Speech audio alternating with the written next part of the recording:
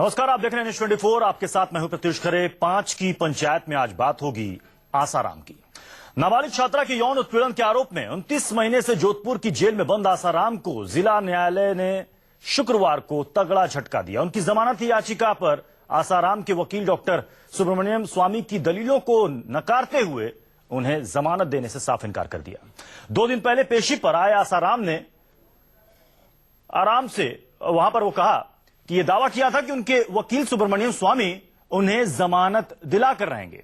5 की पंचायत में आज हम बात करेंगे कि क्या आसाराम की बेल की कनेक्शन गवाहों की मौत से है और क्या पक्के सबूतों की वजह से जेल से नहीं छूट पा रहे हैं आसाराम। लेकिन सबसे पहले यह रिपोर्ट देखिए।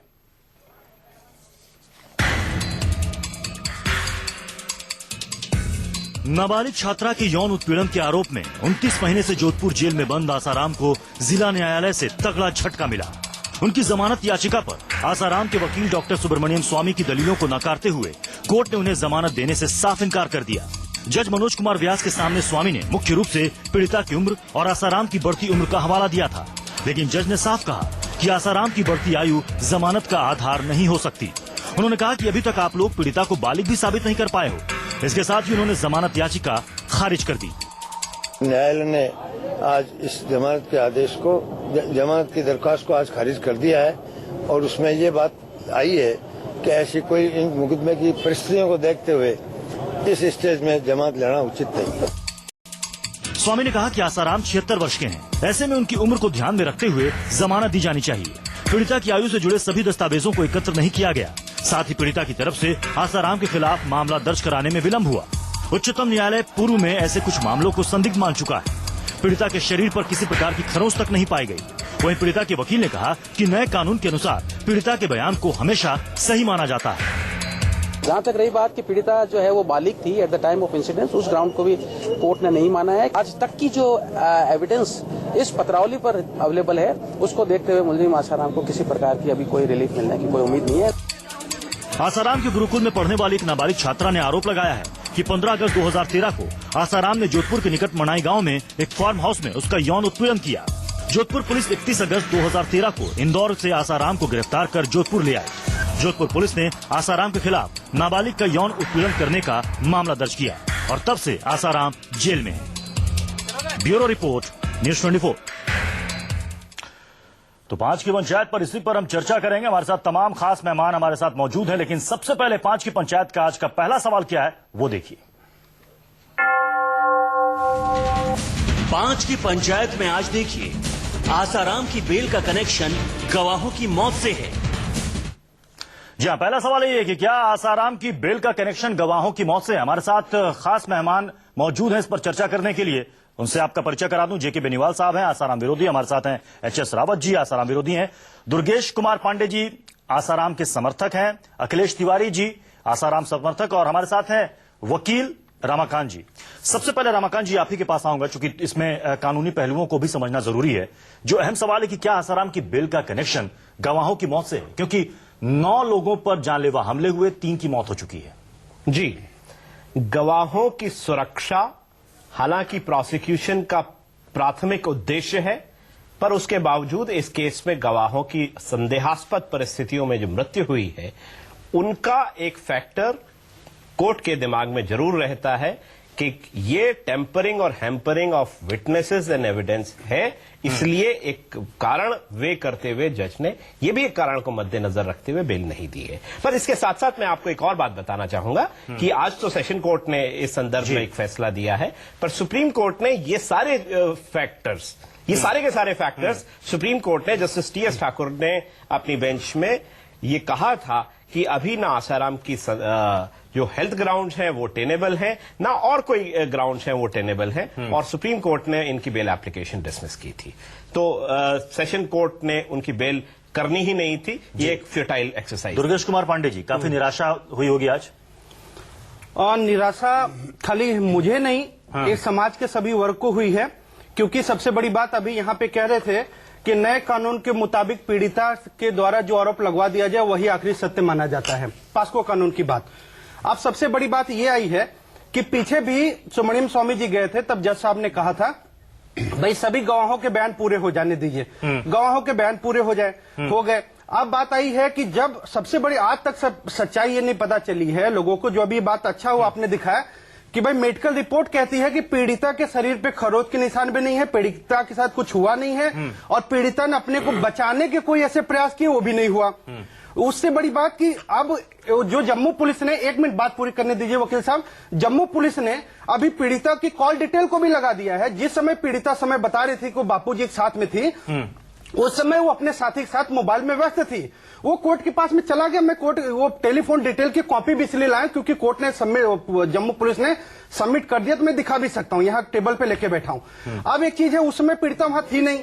दूसरी चीज उसकी जो 17-18 साल उम्र की बात थी कि 18 साल में कुछ महीना कम है, वो आ रहा था कि भाई वो बड़े स्कूल के सर्टिफिकेट के हिसाब से कोर्ट तो स्कूल के सर्टिफिकेट को ही मानेगा। लेकिन एक चीज है, ये चीज जो कोर्ट के सामने जो विपक्षी पक्ष ने सबूत रखा था, और ये चीज है कि चाहे पुलिस हो चाहे कोर्ट हो, हमने वो चीज रखा था और पुलिस ने सच्चाई रखी नहीं। यहाँ पर सवाल उठा रहे हैं। मैं जोधपुर पुलिस कमिश्नर से बात करना चाहता था, ये सच्चाई सामने क्यों नहीं रखते? मामला अदालत के सामने है, विचाराधीन है। जी। अगर पीड़िता के पास, वकीलों के पास ऐसे पक्के सबूत है तो अदालत के सामने रखे क्यों नहीं जा रहे हैं? पुलिस ने नहीं रखा है। मैं बताना चाहता हूं, देखिए पुलिस ने नहीं रखा है। सारी चीजों को मैं मान लेता हूं कि आसाराम बापूजी निर्दोष है, लेकिन क्यों उससे भागते रहे? साईं जी जो थे, नारायण साईं, फिर वो यानी 54-55 दिन तक क्यों अंडरग्राउंड रहे? कहीं ना कहीं ये चीजें साबित करती है कि दाल में कोई काला तो है। मान लो ये भक्त भी इन्हीं के थे, इनके आश्रम में रहते थे, गवाह जो थे वो भी इनके आश्रम में रहते थे, सब लोग इनके भक्त थे। आखिर ऐसा क्या गलती हुई आसाराम बापूजी से कि जो इनके गवाह भी इनसे खिलाफ होते चले गए? वो लड़की भी इनके ऊपर आरोप लगा रही है, जो इनका भक्त था वो भी इनके ऊपर आरोप लगा रहा है। आखिर चाहे रेप हो या ना हो, लेकिन कहीं ना कोई गलती दिखाई देती है। आरोप लगा है। जी अखिलेश तिवारी जी, आपको भी लग रहा है कि इस मामले में आसाराम के साथ गलत हो रहा है, उन पर बेबुनियाद आरोप लगाए गए, जैसा कि आप लोग शुरू से कह रहे हैं? लेकिन सवाल यहां पर है कि कोर्ट में 8 बार उन्होंने बेल के लिए याचिका डाली, जमानत के लिए, और 8 बार वो रिजेक्ट हो गई। 6 बार है, 5 थी, 6ठी थी ये। अखिलेश जी देखिए बात ऐसा है, हम लोगों को शुरू से आशा है और शुरू से चर्चा सत्रों में कहते रहे कि आसाराम बापू निर्दोष हैं। ठीक है, जो भी आरोप लगे हैं न्यायालय में चल रहा है, लेकिन जैसे जैसे समय बढ़ रही है बापू की निर्दोषता अपने आप छलक रही है। इसके कुछ दिन के पहले मैंने डीसीपी लांबा साहब का हमने स्टेटमेंट देख रहे थे, चैनलों पर भी चला, कि उसमें धारा 376 का कोई एविडेंस ही नहीं मिला है। तिवारी साहब अगर निर्दोष है तो आखिर कौन ऐसा व्यक्ति है हिंदुस्तान में जो आसाराम बापू का दुश्मन बना हुआ है, जब ये ज्ञानी संत हैं? आखिर कौन ऐसा व्यक्ति है जो, या तो आप ही के लोग इनके पीछे लगे हुए हैं? आपको कहीं ना कहीं तो ये बताना पड़ेगा ना। निर्दोष हैं तो आप कम से कम बताइए कौन ऐसा जी का जंजार है जो इनके पीछे लगा हुआ है? कारण क्या है वो? आपको बता दें, में जो कानून बनाया गया, मुझे तो ऐसा लगता है बापू के ऊपर ही ये षड्यंत्र करके बनाया गया। अच्छा, मतलब ये आसाराम बापू के लिए स्पेशली ये कानून बनाया गया। अखिलेश जी, पास्को कानून के मतलब आप ये कह रहे हैं कि आसाराम के लिए ही ये कानून स्पेशली बनाया गया, उपयोग किया गया है। चलिए मैं मानता हूँ आसाराम बापूजी के ऊपर ये पास्को लगाया, लेकिन नारायण स्वामी जी जो थे वो 2 महीने तक क्यों भागते रहे? आखिर नारायण स्वामी जी के ऊपर क्या ऐसी आफत आ गई थी जो उनको छिपना पड़ा? वो अगर वो निर्दोष थे तो उनको आके बोलना चाहिए था, हम निर्दोष है, हमें पकड़ो, और जनता इनके साथ होती और हम भी इनके साथ होते। आज लेकिन जब आप संबंध नहीं ले रहे हो, जब आप छिपते फिर रहे हो, तो यहाँ लगता है कहीं ना कोई कमी है। कोई प्रूफ साबित नहीं हो पाया।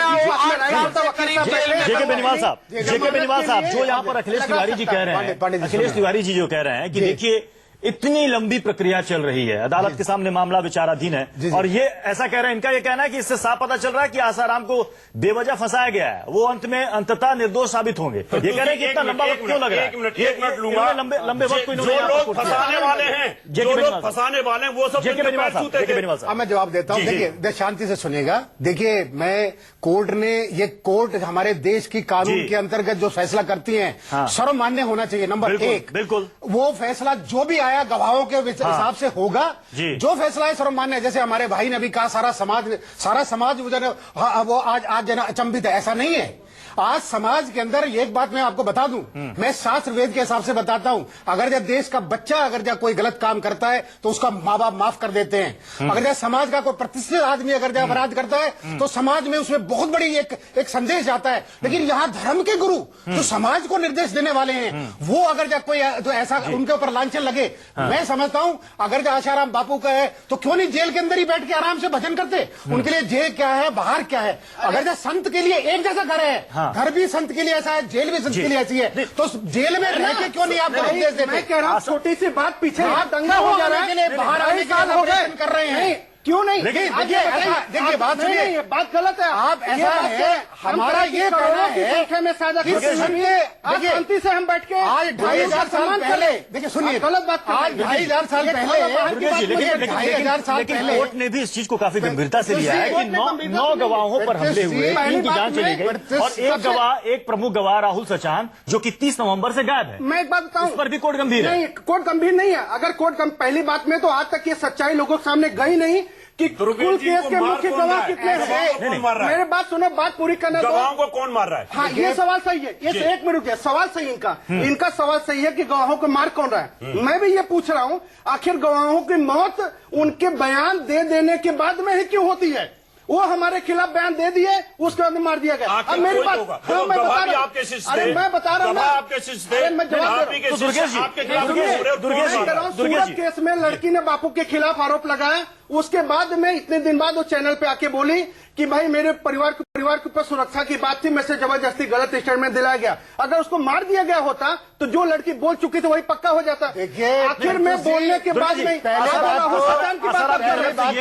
दिया जाता कि हम जो भी कोर्ट का फैसला होगा हम उसे मानेंगे। हाँ, इस बीच इस तरह की कोई टीका टिप्पणी नहीं होगी। हम कहने ना मान लिया, लेकिन बार-बार ये कहना कि आसाराम को फंसाने की कोशिश की जा रही है, आसाराम निर्दोष है, उनको बेवजह परेशान किया जा रहा है। अखिलेश तिवारी यहाँ से कह रहे हैं कि कानून स्पेशली आसाराम के लिए बनाया गया है कि उनको फंसाया जा सकता है। जज मनोज व्यास जी भी हाथ बंधे हुए हैं कानून में, पास्को कानून में ये रूल है। संत हैं, संत थे, संत को कोई फंसाना नहीं चाहता। अगर फंसाएंगे तो दोनों पार्टियों के व्यक्ति उनके पैर छूते थे, उनके मंच पे जाते थे, और भी पार्टियों के लोग उनके पैर छूते थे, बड़े बड़े मुख्यमंत्री छूते थे। आखिर कौन फंसाएगा, ये कहानी समझ में नहीं आ रही। कोर्ट के फैसले को कोई यहाँ पर चैलेंज नहीं कर सकता। देख लीजिए कितने रमाकांत जी, एक बात आसाराम ने कही थी जब सलमान खान को बेल मिली थी, तो उन्होंने कहा था कि सलमान खान हीरो है इसलिए उनको बेल मिल गई, मैं संत हूं और इसलिए मुझे बेल नहीं, मुझे जेल मिली। ये उन्होंने टिप्पणी की थी। उन्होंने कहा कि बेवजह मेरे केस को इतना लंबा खींचा जा रहा है। उन्होंने अपनी उम्र का हवाला दिया, अपनी बीमारी का हवाला दिया, उन्होंने कई ऐसे उदाहरण भी रखे जिसमें उम्र का हवाला देकर कोर्ट ने रियायत की है, लेकिन उन्होंने कहा कि मेरे साथ यहाँ पर अन्याय हो रहा है, ये उनका कहना था। देखिए, ये दो तरफा बात है। मैं इनको दोनों को सामाजिक, राजनैतिक और कानूनी पहलू के साथ संबोधित करना चाहूंगा। पहला प्रश्न आपका बड़ा सामयिक है कि सलमान खान को क्यों बेल मिल गई और संत आसाराम क्यों जेल में है। सलमान खान के खिलाफ मात्र एलिगेशन थे कि एक्सीडेंट केस में किसी की मृत्यु कारित हुई थी, जो बेलेबल ऑफेंस है। और अगर बेलेबल ऑफेंस था, जिसमें बाद में नॉन बेलेबल सेक्शन भी लाए गए, वो नॉर्मली आप देखें तो किसी को भी बेल मिल जाती, कोई बहुत बड़ी बात नहीं। रेप केस में किसी आम आदमी से लेके किसी खास आदमी तक को बेल अवेलेबल नहीं है, इजीली एक्सेसिबल नहीं है। और नए कानून के हिसाब से गंभीर अगर देखें तो रेप केसेस का गंभीर ज्यादा है, वो दोनों का पेडेस्टल डिफरेंट है। तो दोनों केसेस को कोई कंपैरिजन नहीं किया जा सकता, ना करना चाहिए। जो करता है वो अल्प बुद्धि से करता है या एक सामान्य की बात। दूसरी बात और मैं कहना चाहूंगा, दूसरी बात ये कहना चाहूंगा कि ये बेल एप्लीकेशन 6ठी बार डिसमिस की गई है और 6 बार में देश की विभिन्न जजों ने, जो कि एक सेशन कोर्ट से लेकर हाई कोर्ट से भी मैं तो सुप्रीम कोर्ट की बात कर रहा हूं कि सुप्रीम कोर्ट ने भी अगर डिसमिस की है, तो ऐसा नहीं हो सकता कि सुप्रीम कोर्ट ने बहुत सारे फैक्टर्स को कंसिडर नहीं सुप्रीम किया कोर्ट ने होगा। डिसमिस नहीं किया था, उन्होंने बोला था गवाहों के सारे बयान पूरे हो जाने दीजिए। सुधा पटेल का तो बयान नहीं हुआ था। एक सेकंड, नहीं अखिलेश तिवारी जी, बेल ना सुप्रीम हुई। कोर्ट और ने- 2.5 साल से मैं करो फास्ट ट्रैक कोर्ट है, क्या कानून व्यवस्था है, नहीं, पर डे बापू आ रहे हैं, सबूत कुछ नहीं है, 2.5 साल हो गया, क्यों दुर्गेश नहीं जी, आपने दुर्गेश जी 3 और महीने अखिलेश में जी, केस दुर्गेश खत्म जी, किया? अगर दुर्गेश जी, आपका 2.5 यही साल में केस क्यों नहीं पूरा हुआ? दुर्गेश जी, अगर आप लोगों का टीवी चैनल पर कोर्ट के प्रति यही एटीट्यूड रहा तो मुझे नहीं लगता नहीं, उनकी मतलब जमानत। अखिलेश जी- एटीट्यूड के वजह से अखिलेश जी और दुर्गेश जी, हमेशा लगातार आप लोग दोनों का लताड़ते हो, आप लोगों का ये कहना है, आप लोगों का ये कहना है, अखिलेश जी, अखिलेश जी और दुर्गेश जी, एक मिनट अखिलेश रावत मैं तो जी, एक सबूत के साथ मिनट बात कर रहा हूँ। मैं जोधपुर पुलिस से पूछना चाहता हूँ, अखिलेश जी, लड़की अखिलेश जी, एविडेंस क्यों नहीं लगाया? एक मिनट दुर्गेश जी, एक हमने मिनट जब हाई कोर्ट जाके कहा, लड़की भी को बापू जी की शिष्य थी, आखिर उन्होंने अरे क्यों 4 ऐसा बयान दे दिया? मैं कह रहा हूँ 4 क्या करोड़ वजह शिष्य। ऐसी रही? उस लड़की को किसने भड़का दिया? अरे उसने अगर वो बयान निर्दोष कहाँ है, दिया? लड़की कोई रेप नहीं हुआ, आखिर वो क्यों 2:30 वहाँ बजे गई? रात को वहाँ जोधपुर गई क्यों? के बयान दर्ज वो करा। जोधपुर क्यों अपने माँ बाप के साथ गई और क्यों बेनीवाल बयान साहब, करा माँ बाप दिया? के साथ कोई गया, माँ बाप के साथ कोई गया है, कोई कोर्ट नहीं है। अकेले नहीं गया, माँ बाप के साथ गया है। पांडे जी कोर्ट नहीं और है। एक लड़की जो देखिए, सयानी लड़की माँ बाप के जो साथ माँ बाप गई। आपके और सुनो, खुद के भक्त थे। FIR में कहते हैं पांडे जी कि आपके लड़की के भक्त ऊपर थे, से हाथ लगाया। अच्छा साहब, अली दुर्गेश जी, बात नहीं है। सभी को बोलने, सभी को बोलने दें, सभी को बोलने दें, एक लड़की मिनट, पे हाथ लगाने वाली बात एक है, मिनट दुर्गेश जी, लड़की को छुआ वाली बात एक है। मिनट दुर्गेश जी, आज एक मिनट। 2.5 साल में भी लोग ये बात समझ नहीं पाए। FIR में एक मिनट लड़की ने दुर्गेश जी। बोला है हाँ, कि बेनीवाल मेरे को हाथ लगाया, वो भी कहाँ, देखिए, कपड़े के ऊपर से। पांडे जी देखिए, ये कपड़े के ऊपर से आप हाथ शांत लगाया, होंगे। हाथ लगा लिया। शांत होंगे। एक लड़की ने बोला कहाँ है? दुर्गेश जी, पिछली बार- एक मिनट, पिछली बार आपने पिछली बार 18 साल बोलो, उम्र पूरी नहीं हुई पिछली बार है। ऐसे- पास्को कानून आपको में बोलने नहीं दे जो रहे, बोले बिल्कुल भी। वही को उठा करके बंद कर देखिए दो। पांडे ठीक जी, है, आपने एक तरफा पिछली कानून- बार आप आए थे जब आपने मीडिया के ऊपर एलिगेशन लगा दे, मीडिया का मनगढ़ंत चीज है। अब की बार आपके नाम मैं फिर- अब की बार आपके मीडिया पर आरोप लगा दो। पांडे जी आप ऐसा मीडिया नहीं ने करेंगे। सीबीआई जांच की बात क्यों नहीं उठाई? आप मानते देखिए, हो मीडिया ने सीबीआई जांच की बात क्यों नहीं उठाई? नहीं, मीडिया वो उठा रहे हैं, मीडिया क्या करेगा? मीडिया क्या करेगा? क्यों? मीडिया मीडिया खबर क्यों चलाता है? मीडिया खबर क्यों चलाता है? हमने कहा चोरी कराने को। मीडिया को क्यों नहीं माना है? मीडिया का काम है मीडिया खबर का दिखाना। आप सीबीआई जांच की मांग कर रही है पूरी मीडिया को कोर्ट के साथ- यानी कि देश की न्याय व्यवस्था पर कोर्ट पर आपको भरोसा नहीं? आपको तो मीडिया को भरोसा है। देखिए, नहीं, मैं करो मीडिया को भरोसा है। मैं आपको कोर्ट पर भरोसा नहीं। एक मिनट, चलिए चलिए इस बहस को आगे बढ़ाएंगे, इस बहस को आगे बढ़ाएंगे। हमारा आज का दूसरा सवाल क्या है वो भी देख लेते हैं। 5 की पंचायत का दूसरा सवाल। आसाराम बाप पक्के सबूत की वजह से नहीं छूट पा रहे हैं आसाराम। दूसरा सवाल ये कि क्या पक्के सबूतों की वजह से नहीं छूट पा रहे हैं आसाराम? यहां पर रमाकांत गौर साहब समझना चाहूंगा सबूत दिखाए। कि सवाल है कि इतने लंबे समय से ये मामला चल रहा है, बताएंगे। सबूत की बात कोई होनी पक्का चाहिए। सबूत अभी तक सामने क्यों और नहीं आ मैं रहा, ताकि पक्के बिल्कुल सबूत दूध दूंगा का दूध और मीडिया पानी का को पानी हो जाए। ठीक है। मैं पक्का सबूत जो मीडिया बार को बार दूंगा। एलिगेशंस लग रहे हैं, कभी मीडिया पर लगाया जा रहा है, कभी आसाराम के समर्थकों द्वारा कहा जा रहा है कि इनको बेवजह फंसाया जा मीडिया रहा तो है, पिटता रहा है, सरकारों तक पर कितनी बार इल्जाम मीडिया लग के गया लोग है, पीटे, बापू जी पॉलिटिकल के पार्टियों तक समर्थकों पर ने। इल्जाम लग गया है। तो आखिर इतना डिले, आखिर पक्के सबूत को क्यों नहीं रखा जा रहा है? देखिए, जहां तक डिले की बात है तो ये जी। एक आम बात है कि ऐसे ट्रायल लंबे खिंचते हैं। फास्ट ट्रैक कोर्ट होने के बाद भी ऐसे ये 6 इसमें कई मुकदमे एक साथ हैं, ये एक मुकदमा नहीं है। तो एक मुकदमे में करीब 6-8 महीने साल भर का समय फास्ट ट्रैक कोर्ट में भी लग जाता है, कोई बड़ी बात नहीं है। मतलब एक्सेप्शनली बहुत सारे केसेस जल्दी सॉल्व हो जाते हैं, बट क्योंकि ये एक हाईलाइटेड मामला है, कोर्ट भी इन सारे मामलों बिल्कुल ठीक। कोर्ट भी इन सारे मामलों में बहुत प्रिकॉशंस लेती है। पर अगर हम देखें कि अगर कोई सबूत बिल्कुल ना होते तो सुप्रीम कोर्ट इन बातों को बिल्कुल सत्य बात है, इग्नोर नहीं करता। बिल्कुल ठीक है।